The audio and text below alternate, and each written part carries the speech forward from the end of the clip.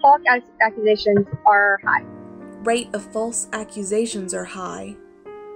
The rate of false accusations are high. A prevalent belief in the media today is that rape as a false accusation is high. The rate of false rape accusations is high. False. Some people try to cite this 90% crap like they know better.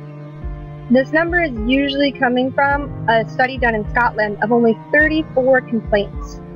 That is an abysmally small pool to do any sort of study on.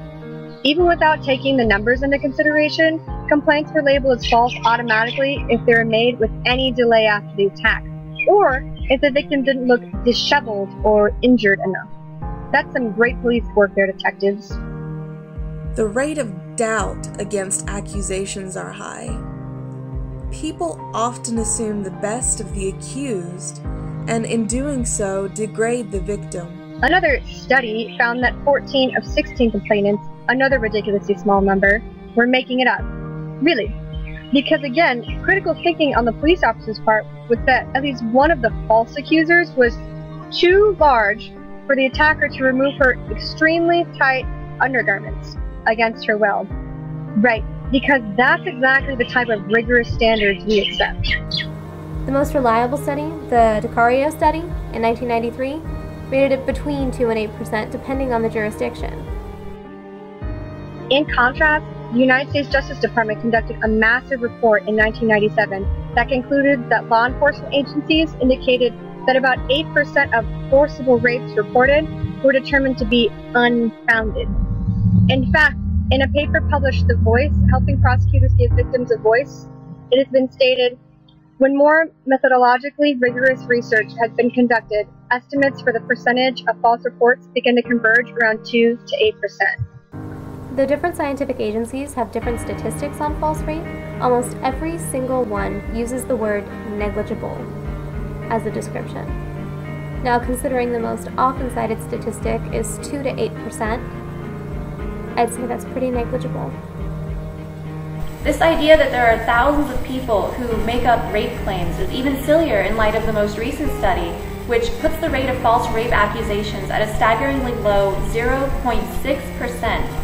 And we'll provide links to the study and the summary of the study down below so you can take a look for yourself. In a study conducted in 2012, over a 17-month period, in over 5,000 rape cases, only 35 were found to have enough evidence to bring to trial on grounds of false accusation.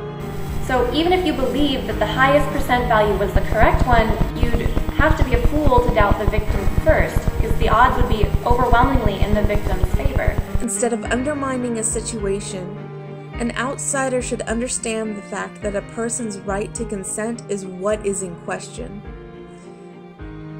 Victims are made to believe their accusations are worthless or self-inflicted, when in fact the problem is that people are not willing to believe the actual rape.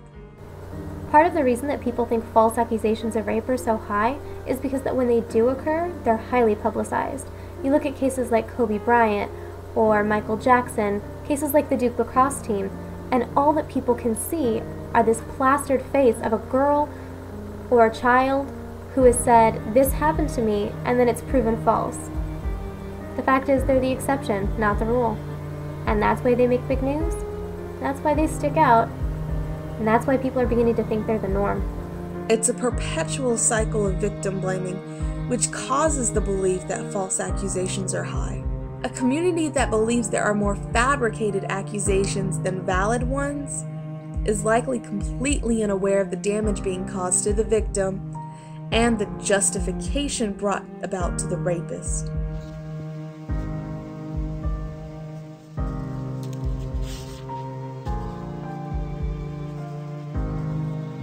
At this point, anyone who thinks to doubt the victim before the alleged rapist is either an idiot or they're in denial. Rape is a disgustingly common occurrence, and pretending it's not won't make the problem disappear.